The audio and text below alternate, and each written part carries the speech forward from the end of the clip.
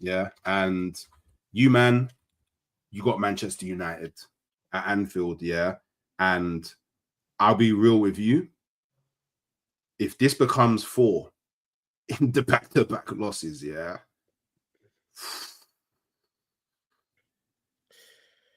Let me. Romz, it could get dark, you know. I swear to you, like the gravity of this game. The gravity of this game is mad. Do you know why? Because it's all right.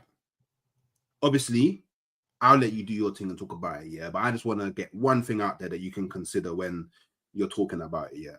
Is you could go into that game Sunday 4:30, yeah, Super Sunday, already being 4 points behind Arsenal.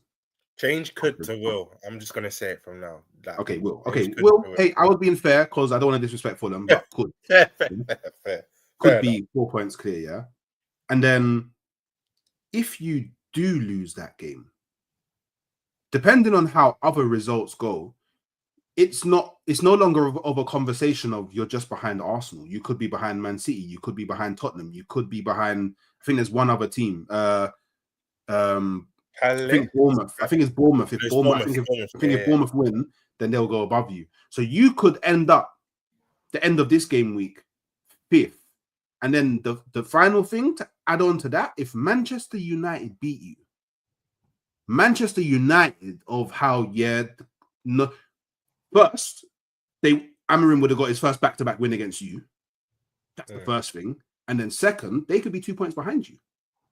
And then it's like the whole rhetoric has just immediately changed. So I guess, yeah, how are you feeling about Sunday, bro? How are you feeling, man? You know what? I keep saying, yeah, I've said this for weeks now. I think it won't be easy. Like, I know I said at the start of the stream, I think we beat them comfortably. And I think eventually, I think the scoreline will be comfy. But actually, because you know, you can get games where the scoreline seems comfy. How many times have we said, oh, the scoreline doesn't reflect how the game... That's what I think Sunday might be. Because, bro, you know me. As long as I've known you, I don't even think you've ever even predicted a draw at the Emirates unless you've had mass injuries, bro. Me and you are the same in that way, where our clubs at home, we back them to it. Say that again. Just quickly, you've already failed, by the way. Just before I throw that out, you've already failed. Sorry, bro. I can't. I'm sorry. I actually can't. I said you would. It's fine. It's okay. I hear it. But, yeah, the things with this, and I know right now we're devoid of ideas. Slot, you know what's mad? Slot don't know his best 11, let alone his best formation, let alone the best combinations, chemistry. Everything's all over the gap. But always on side. I know you were sweating. Because if I did, you would have had to. You know what I mean? But bro, I'm not gonna lie to you. There's one, and I keep saying this to rivals. One thing in common about them, all of them 3 losses, there was a common denominator. Yeah. All three of them were away from home. I'm dead. That said the second time, you know. That's funny. Big up Wesley every time, man. But yeah, Hook's like one common denominator. All them wins were away from home, yeah. For me, the Galatasaray performance weren't even as poor as people made out, but I was already bringing them. I'm dead. But the Galatasaray performance wasn't as bad as everyone makes out, but we still lost.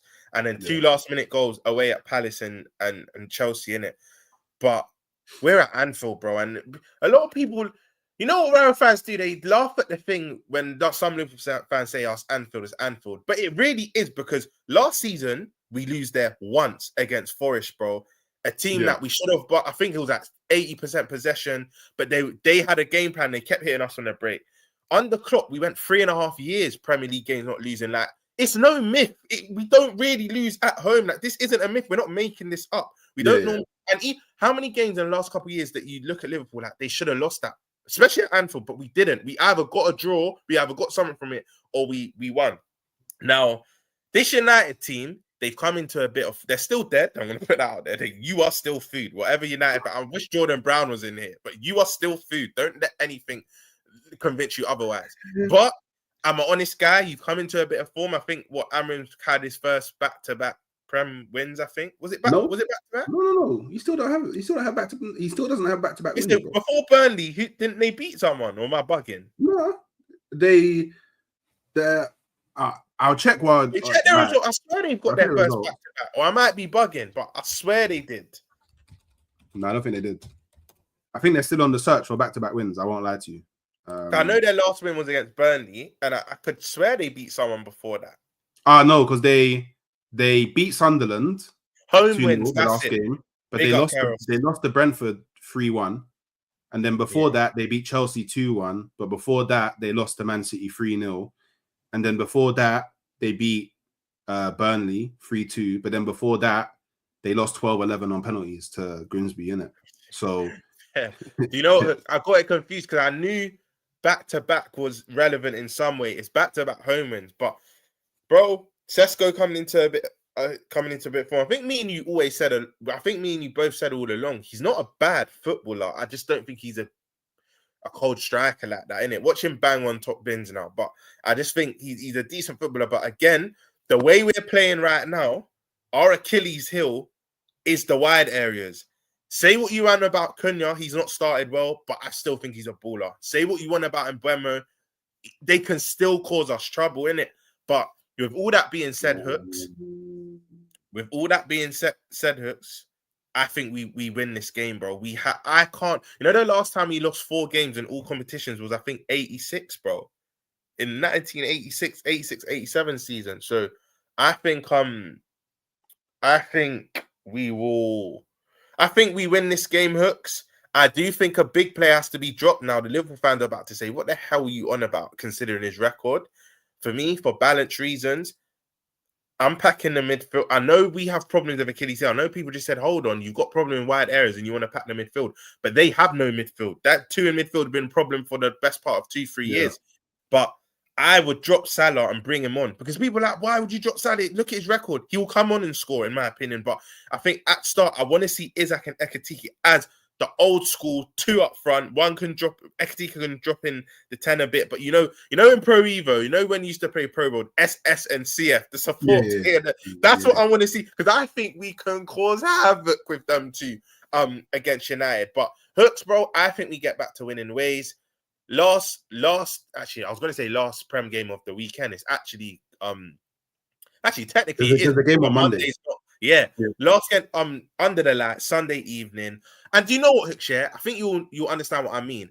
I'd rather United at home than Sunderland at home, because I feel like games you expect to win, you can become a bit complacent. Our arch rivals, where we have to be up for it, bro. We have to be up for it. No, there's no ifs and buts. Arch rivals.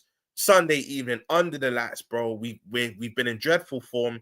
There's no better team to say for our players to say, you know what, our season starts now again, bro. Our season gets going again. So for me, bro, I think we get the job done. I'm gonna go 3-1 because as much I think we do beat them, and I think it'll be a 3-1 result, I still don't trust the defense. They're gonna get a consolation goal some way, shape, or form, and it will be off it in the. You know, a lot of our goals, Hooks, this season have been individual errors. They've not been like, for me, structural errors. They've been a lot of. I can go through each game. Yeah, Semenyo has been like someone we have to, Kyle, bro. We have to. Semenyo, both of Semenyo's goals were us leaving space. Actually, that could be a game of structural. But the Newcastle thing, Kirk's doing the pause, but backing it up on Fiffian, and letting them go forward, and then Curtis Jones not tracking Eddie Nketiah and whatnot. Robson not picking up Esteval. It's been little individual lapses in concentration, but yeah, bro. I just think I can see, I don't know, a misplaced pass and United intercepting to make it 3-1. Do you get? I think we'll be ahead by then, but I don't think we keep a clean sheet. But I think we win this game, bro.